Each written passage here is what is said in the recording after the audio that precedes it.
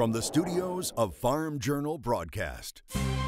Coming up on AgDay, previewing the President's State of the Union and what it means for agriculture. Plus, another round of NAFTA talks come to a close. In AgriBusiness, a closer look at oil markets. You know, we had a global glut for in the middle of last summer. I mean, there was plenty of, we've worked through it. And learning about a 4-H project combining math and chocolate.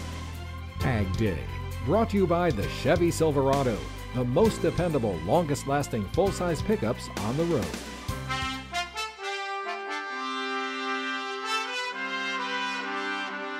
Good morning, I'm Clinton Griffiths. President Trump will speak to the nation tonight for his first official State of the Union address. The president scheduled to address the nation during a time when lawmakers are negotiating a funding bill. Now, the president says his speech before Congress is a big speech, an important speech, and will cover topics like immigration and trade.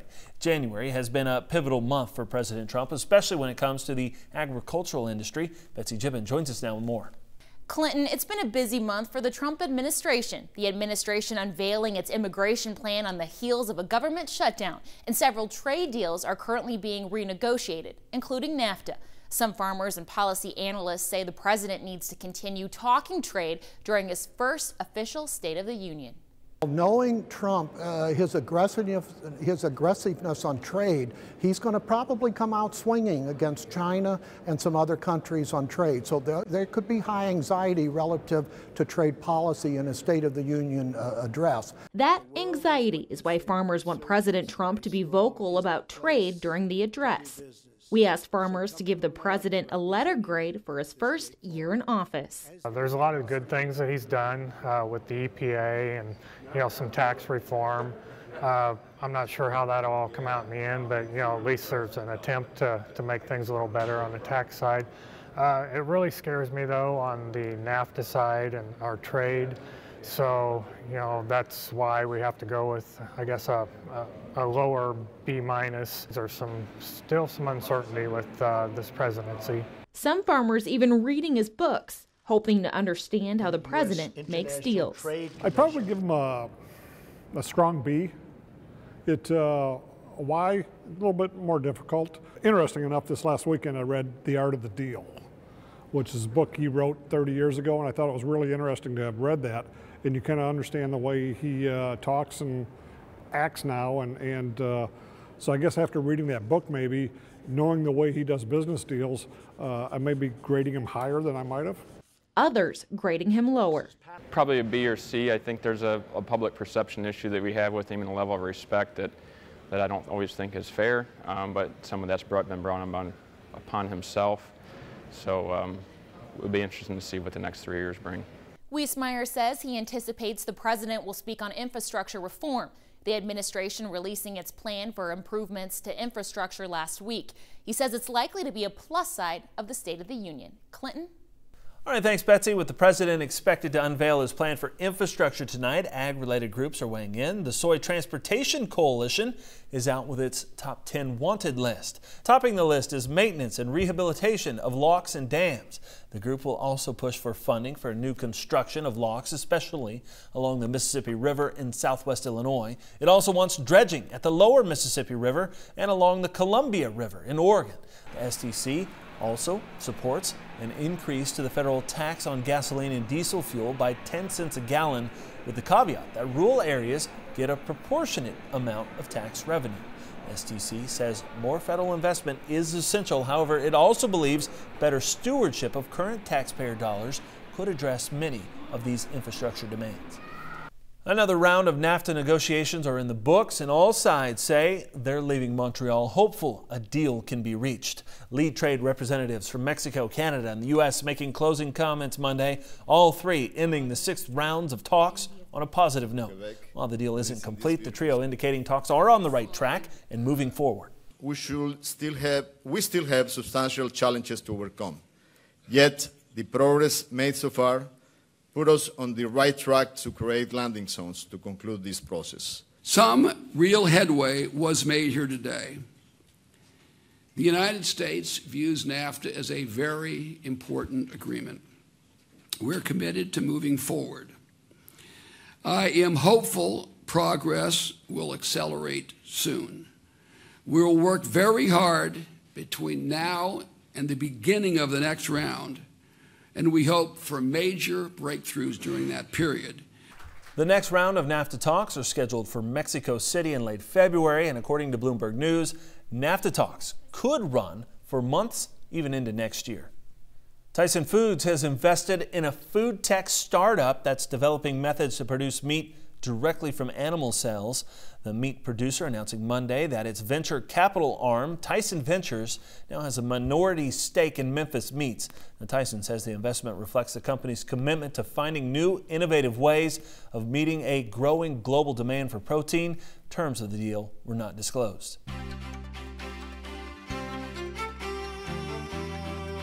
Cindy Clausen's in for Mike Hoffman again today, and she has our crop comments. Good morning, Cindy. Good morning, Clinton. It was such a nice weekend in central Illinois that John Brickey of Murrayville, Illinois, decided to take advantage of the 50-degree weather on Sunday. He rolled out what he believes is a 1969 Case 1160 combine to bring in a corn crop that stood all winter. I thought, well, the weather's about ripe for picking corn, so I just thought I'd get some corn out while the weather was good. And can't beat this 50 degrees for January. John says the combine's been sitting in a barn for about 30 years and is in really good shape. Our thanks to the University of Illinois Extension farm broadcaster Todd Gleason for sharing that footage with us. Meanwhile, another John, this one from central Indiana. He sent us this picture. He says that the area is warming up, so parts are a wet and slushy mess. The two tractors are in front of John's place honoring his grandfather who passed away earlier this month. Let's take a look at some of those winds. So here's your wind speed forecast, and you can see the strongest winds are going to be up there in the northern plains, into Montana, into the Rocky states there. Also a little windy in the mid-Atlantic states, but notice as we see a frontal system moving across the central part of the country, we're going to see those winds, higher winds, moving into the upper Midwest as well as we head into Tuesday and even into Wednesday as well as we get into the Great Lakes. I'll have your national forecast coming up, but for now, here are some hometown temps. Ag Day, brought to you by the Enlist Weed Control System. More weed control, less drift and volatility, maximum yield potential. All right, when we come back, we'll look at the oil industry and the changes facing the energy sector in 2018. And later, looking at the latest dairy cow numbers on our Dairy Report. Plus, I'm Charles Denny. Tennessee 4-H agents are now including math in their club meetings. How teaching these skills boosts a child's overall schooling. That story from Ray County, Tennessee, coming up on Ag Day.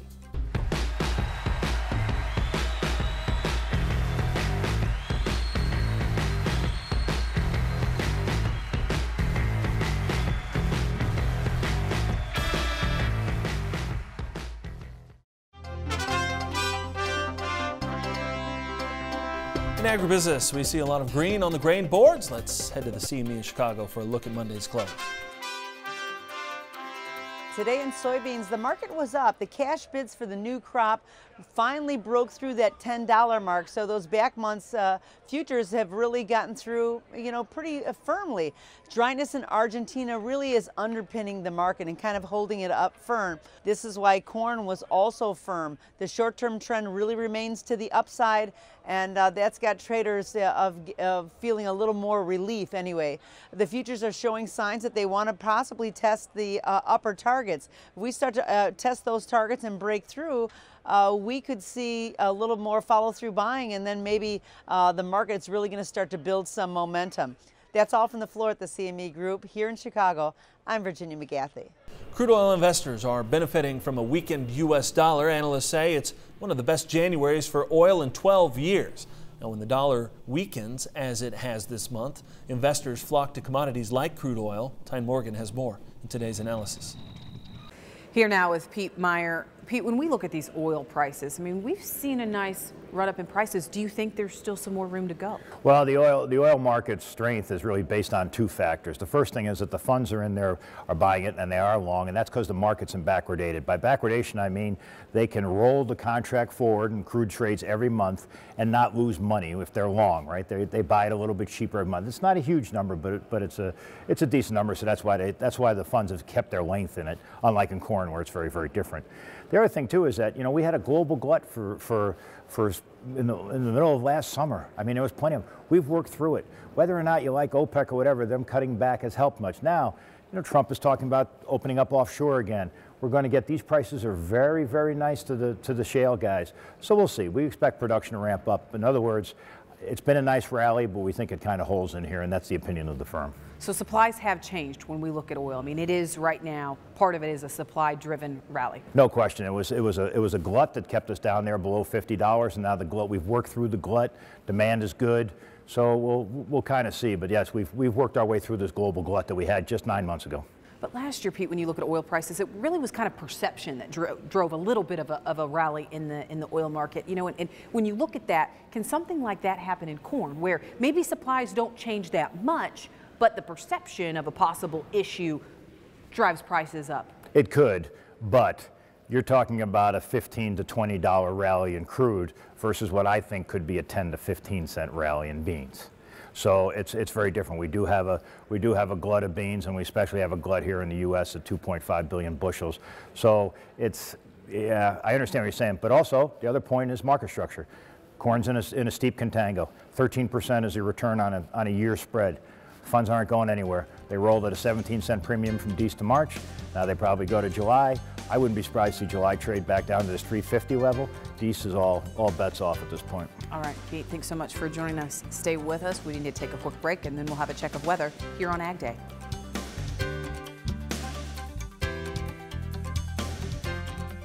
One dream, 2 prizes, 3 fields. Show us your farm and you could win a $10,000 donation for your community, plus a dream sports trip for you. To enter, visit powertodomore.com. Sponsored by Resicor Herbicide.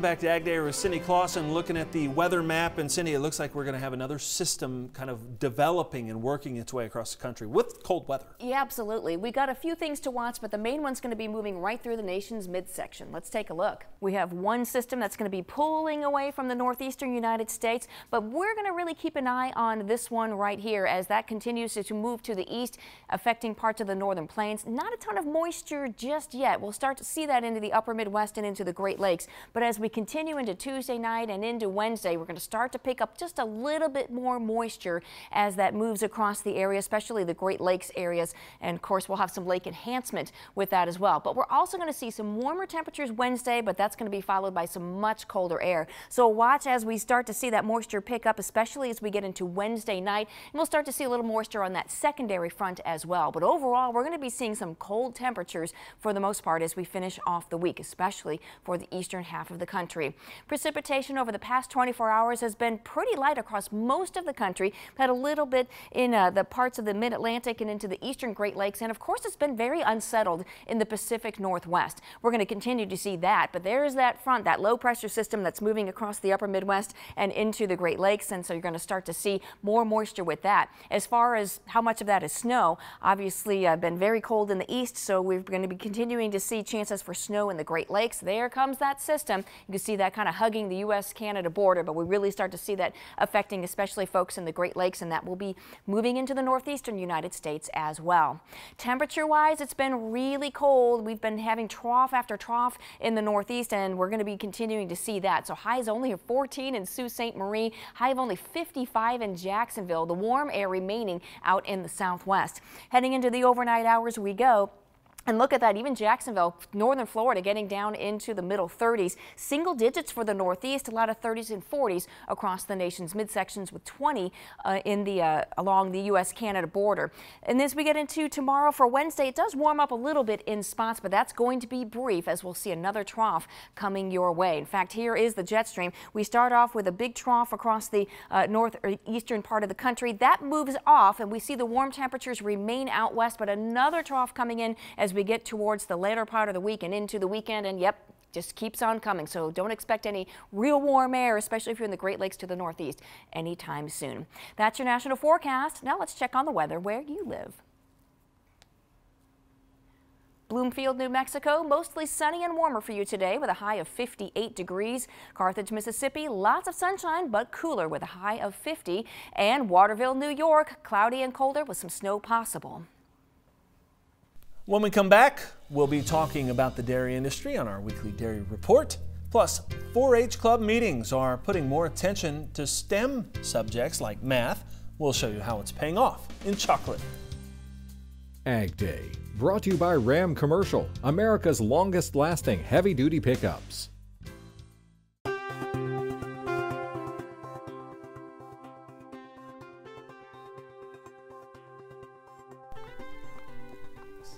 On the Dairy Report, lead NAFTA negotiators making no mention of dairy policy discussions during closing remarks. Talks on Canada's supply management system appear stalled. During the 6th round of discussions last week in Montreal, industry leaders hope to see a softer tone out of Canada and a willingness to negotiate. Analysts say it appears dairy policy will take a backseat to other contentious topics like automobiles, government procurement, and dispute settlement. The latest USDA numbers showing the nation's dairy cow herd is facing increased culling. Looking at December numbers, cow culling on a per-day basis rose 7.5% over a year ago. In 2017 as a whole, culling rose more than 3.5%. Live dairy cow numbers are up about 64,000 head over 2016, or a little less than 1%. Those numbers indicate that while dairy farmers are culling more cows, they're also keeping and milking even more. In the dairy state of Wisconsin, choosing to limit manure spreading in 15 eastern counties. The Wisconsin Natural Resources Board voting 7-0 to limit manure spreading in counties with shallow topsoil that are prone to aquifer contamination from manure applications. Now, the ruling must now go to Governor Scott Walker and then to the state legislature. Robots continuing to find their way to the farm. An executive at a leading dairy robot manufacturer saying they expect 40 to 50% of U.S. cows to be robot milked by about 2025. That'd be a massive increase from only about 2% in 2017. All right, still to come on today's Ag Day, we'll find out how Tennessee 4-H is hoping to see sweet success on math tests thanks to the good old American chocolate bar. Ag Day, brought to you by Corvus, the #1 pre-emergence corn herbicide.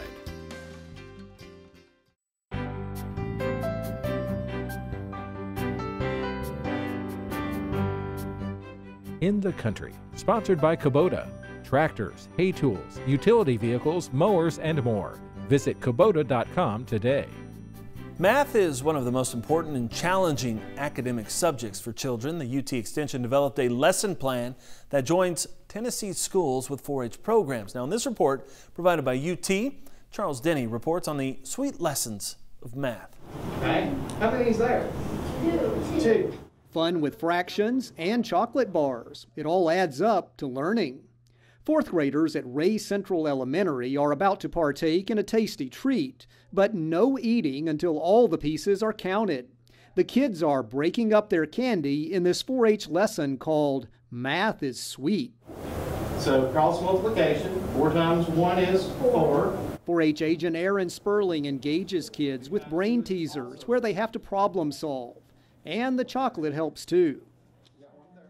I do. I think anytime that you can introduce a manipulative, especially one they can eat in this case, but any sort of manipulative, I think that puts something in their hands that they can work with. Front and back and top and bottom. Another class learns a song about the concept of volume. This lesson is called Sugar Cubed, using another sweet food as a teaching tool. It makes our time in the classroom a whole lot more beneficial. You know, trying to add to the teacher's curriculum, trying to back it up more or less. And I think that's beneficial both to the teachers in the classroom and giving that sense of value to our 4-H lessons. Here's a number for you, 4. Many of our youngest 4-Hers are in the 4th grade. That's when kids learn difficult concepts like multiplication, long division, and abstract thinking. So, the essential question about math, how will I ever use this stuff? Well, these students say math has lots of practical applications. Sometimes you have to do engineering, bills, money, checks, just stuff like that, everyday things. You have to know that stuff. When you understand math concepts, you get precision. And there, 4-H can help kids count the ways. This is Charles Denny reporting. All right, thanks, Charles. And that's all the time we have this morning. We're sure glad you tuned in, spent part of your day with us. From all of us here at AgDay, I'm Clinton Griffiths. Have a great day. AgDay, brought to you by Ram Commercial, America's longest-lasting heavy-duty pickups.